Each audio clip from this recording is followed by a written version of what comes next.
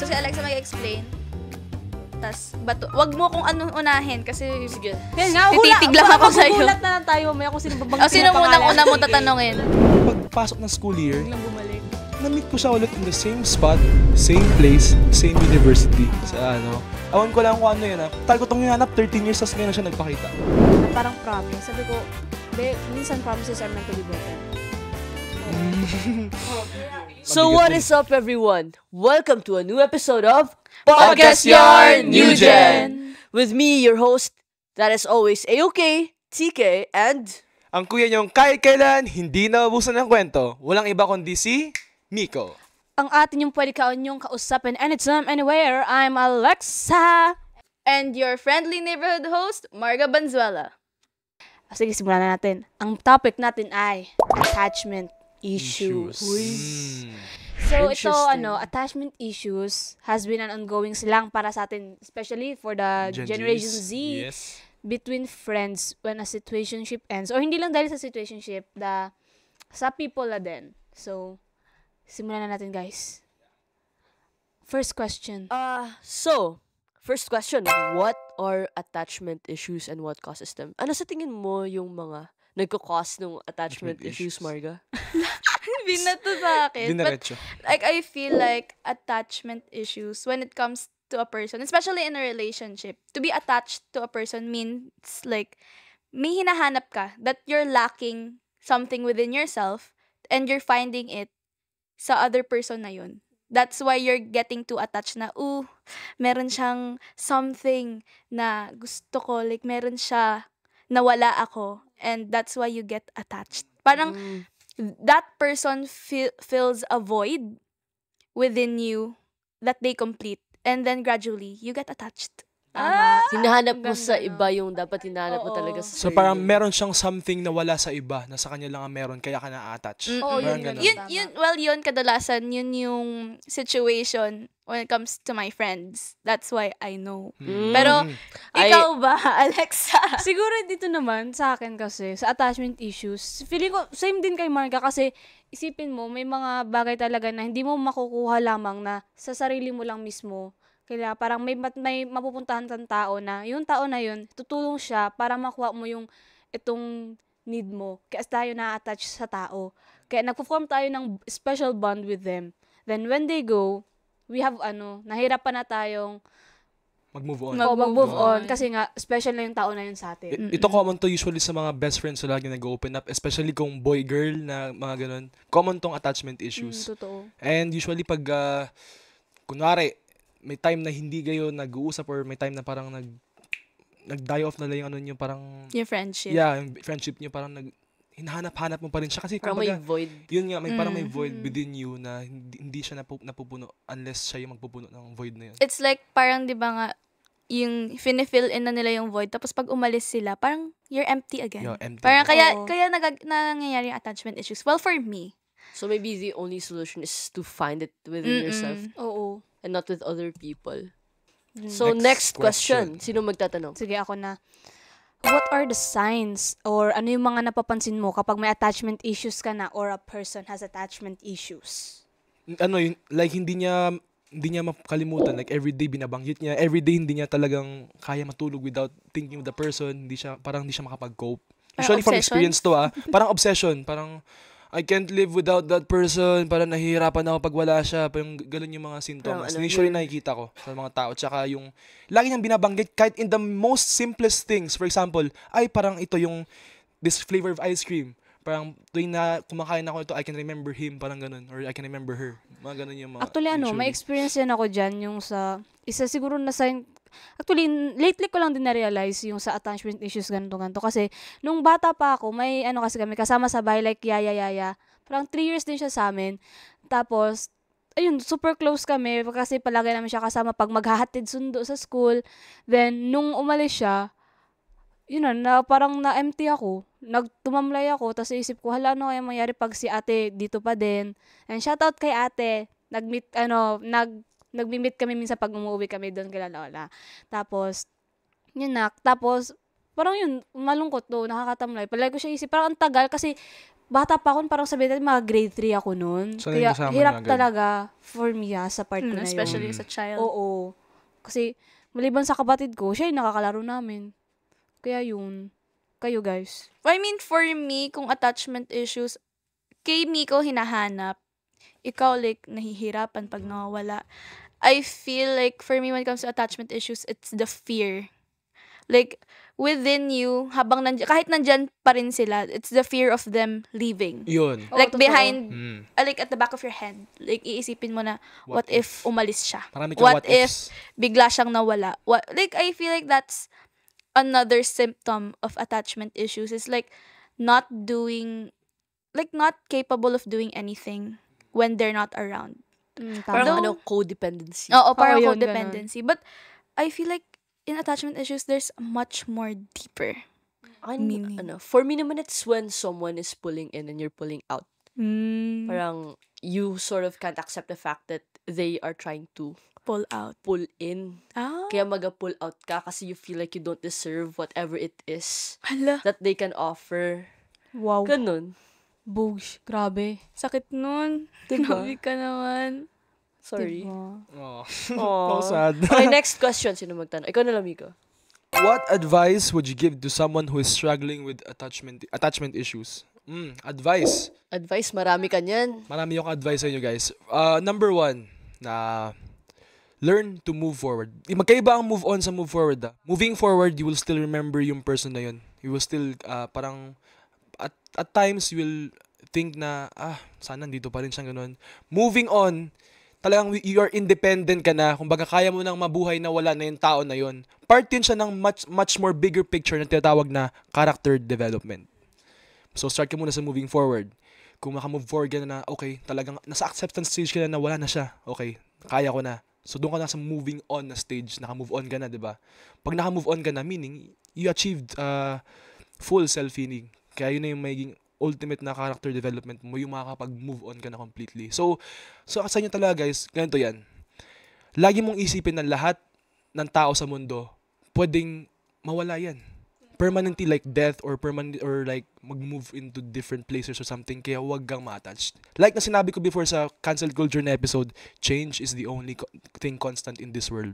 Kaya don't expect na dyan yan palagi. Dapat, although pangit man pakinggan, pero you should still have those what ifs sa utak mo na what if wala siya, paano na lang ako? Kasi kung patuloy kang maging attached sa tao na yun, paano ka na lang mag-grow? Paano ka maging independent kung masyado kang dependent sa tao na yun? Oo, Kasi tama. yung tao na yun, maaaring may sarili din siyang needs eh. Kumbaga, hindi na naman ikaw yung ine-entertain nun, marami din siyang ine-entertain. So, ang pinaka-best talaga, learn how to live independent. Para makapag-cope ka sa attachment issues na yun. Oo. Tsaka learn how to forget. Siyempre, the memories are still there, pero learn how to forget, learn how to move on, learn how to move forward. Para you can achieve full character development Ako naman and next. full healing. Katulad sabi ni Miko, move forward. Pero guys, hindi ibig sabihin na pag move forward, diretsuhin mo na kagad.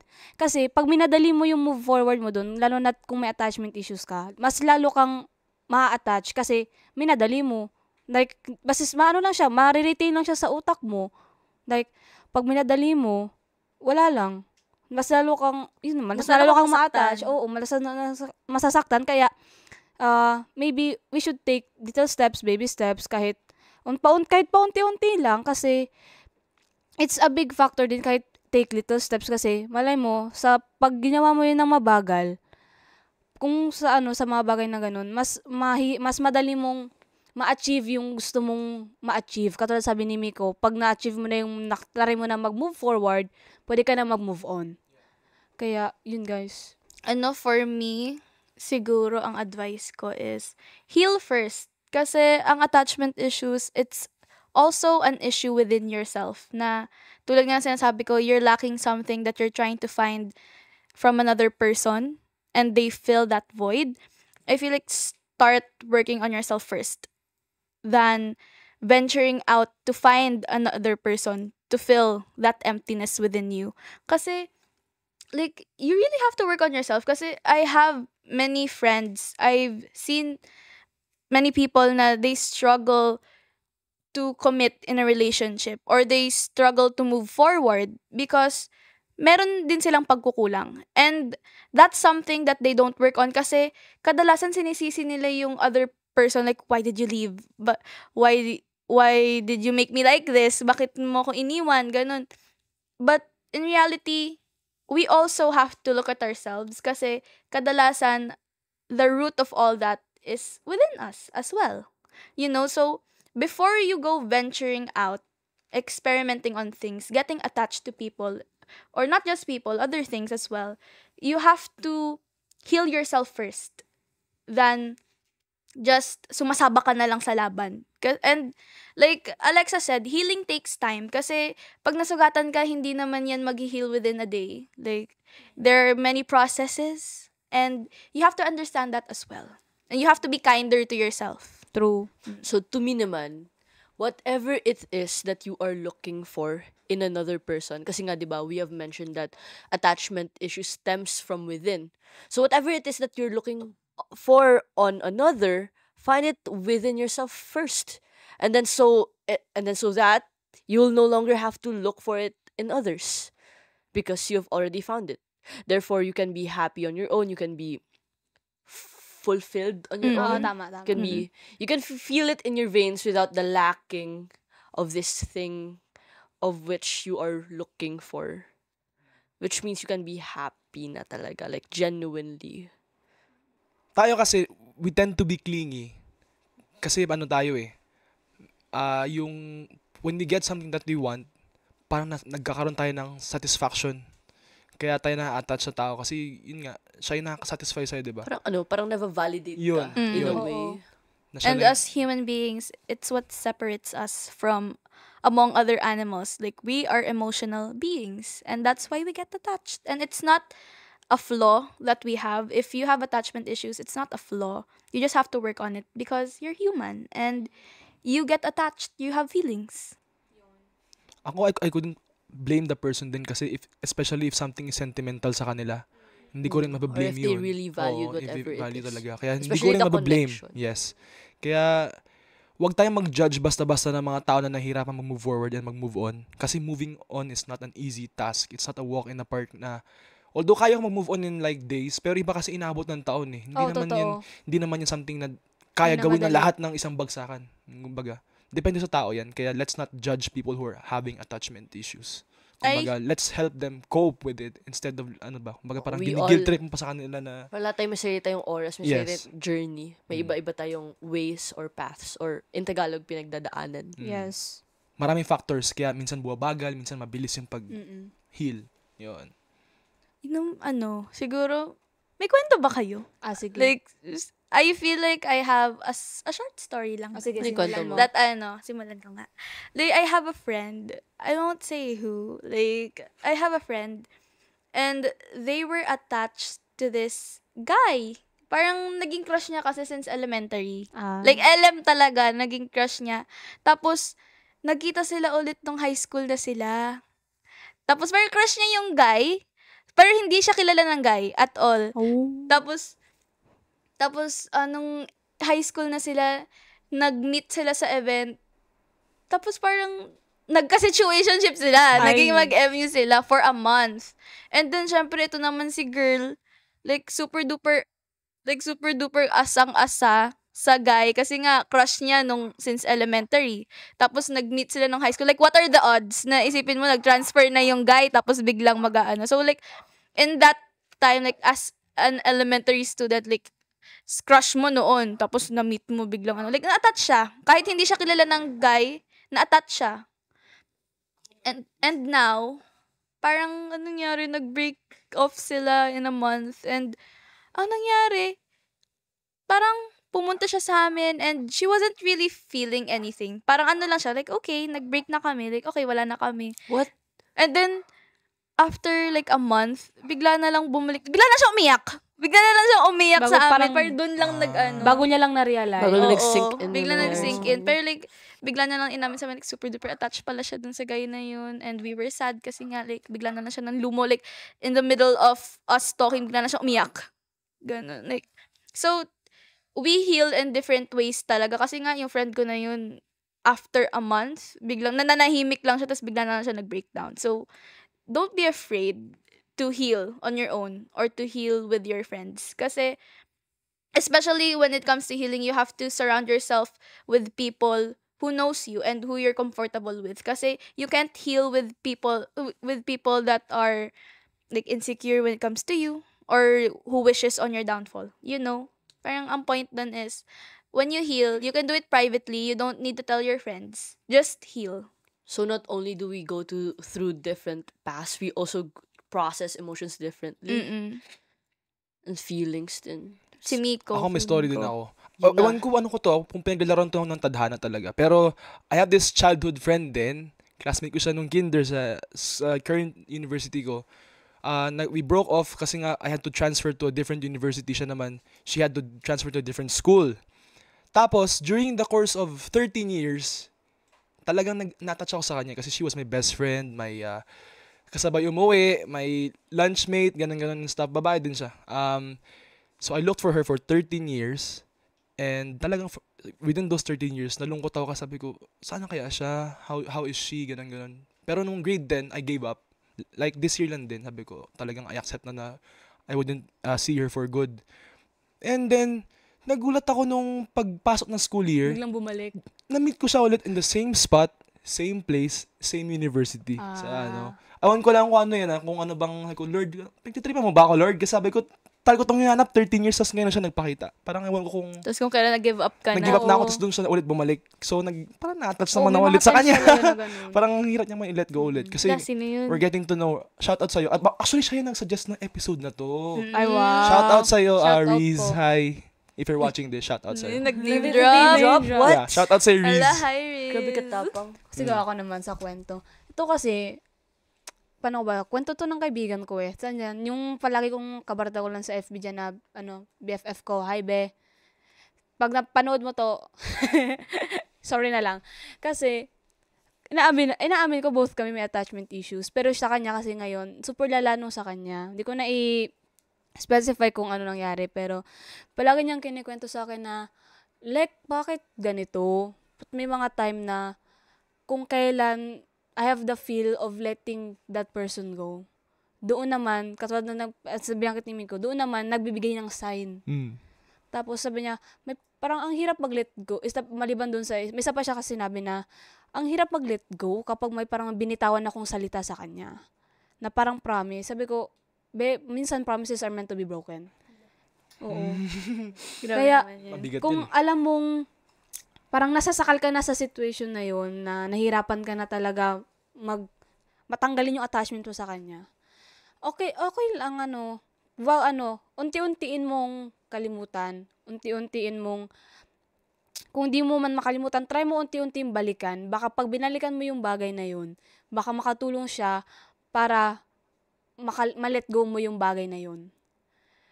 Kasi as a person na may attachment issues, ganun yung ginagawa ko. Nag-amin.